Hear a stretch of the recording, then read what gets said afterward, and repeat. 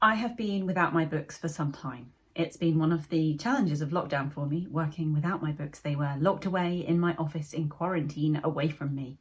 They are now back with me, and they are back in their beautiful colour order. Thank you to my daughter Lyra, who put them in order for me.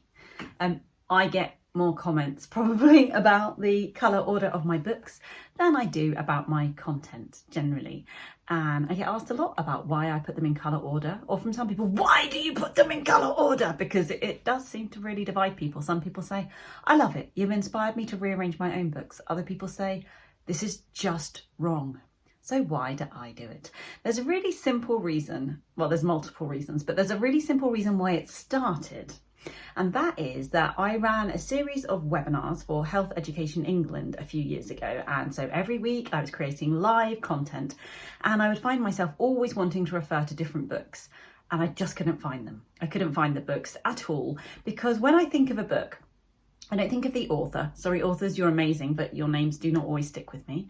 So I don't think of the author. I don't think of the title of the book. And sometimes I don't even necessarily think of like the theme of the book, because much of the stuff I do is really overlapping.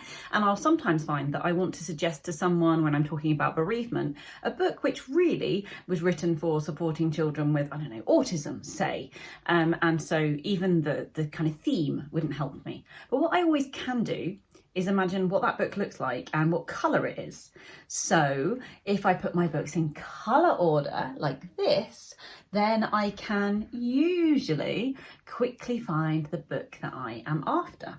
So that was why it started.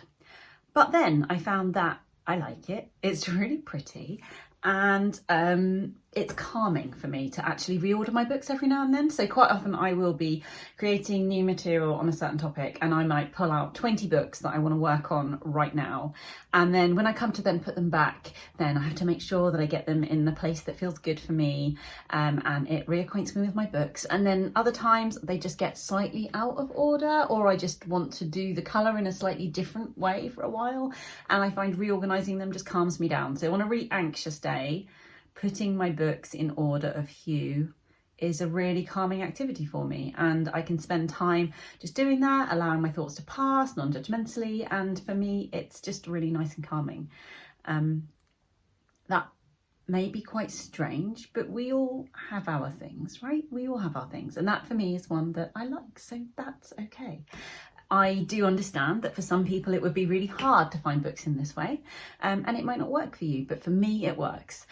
It does also make for, I think, a really quite lovely backdrop to my videos, so that helps too. I've been a little bit bored watching myself with just a magnolia wall in the background, and so there's that as well. But yeah, there you go. Basically, so I could find them was how it started, and because I think it looks pretty and it's calming to organise them was how it continued.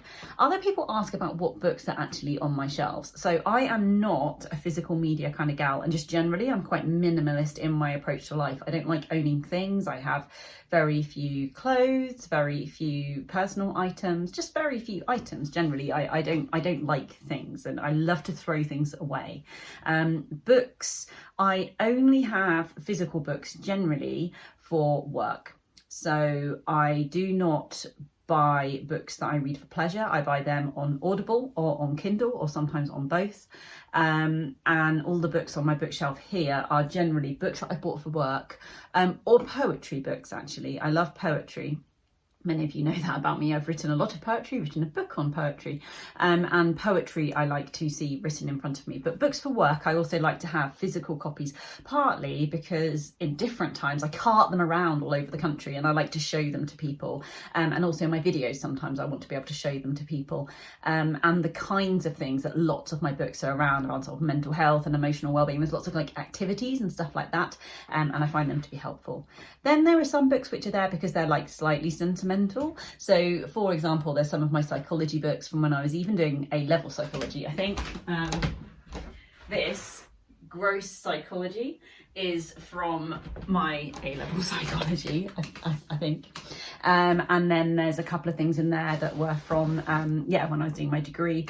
Then there's the most precious book, this lovely blue volume here. This is my PhD thesis, and boy did that take some writing. So that I generally find, however I move my books around, my PhD thesis tends to remain prominent because it's the thing of which I'm most proud. That said, then you'll also see there are some books I have multiple copies of. Sometimes that's because I wrote them. So like this one, this is Self-Harm and Eating Disorders in Schools. I've got lots of copies of that. There are more elsewhere as well.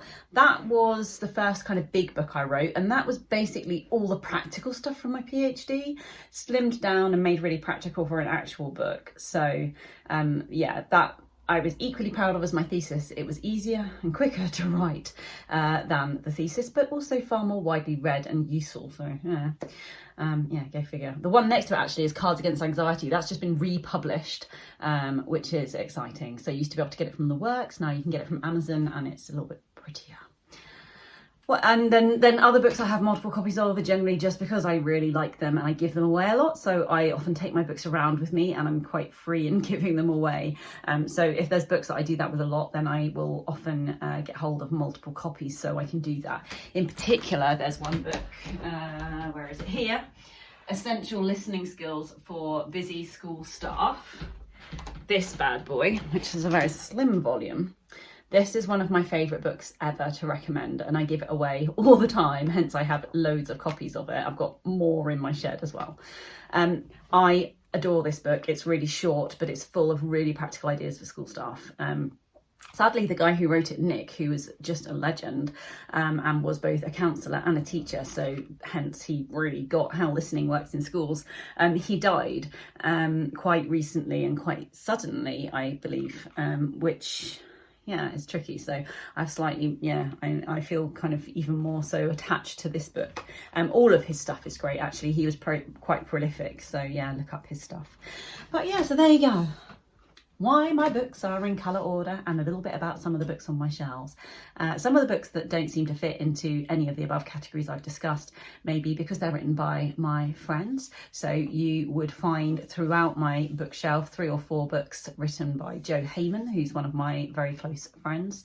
And for example, his novel and his other books around British voices don't necessarily fit exactly within my normal workbooks, but they're books by him, and I like him and I like the books, and so they are there. Yeah, and then there's various other things that friends have written. So yeah, there you go. I would like to know, how do you organise your books? Do you like colour ordered books, or do you prefer them to be ordered by, say, author or title or genre or size? That's something I find difficult, is that my books are not ordered by size because they're ordered by colour. If only it could be both. Yeah, so how do you order your books, and do you like or dislike the colour order thing? Enjoy lockdown. We've really run out of things to talk about at this point, haven't we? I'm going to go talk to my cat. Bye.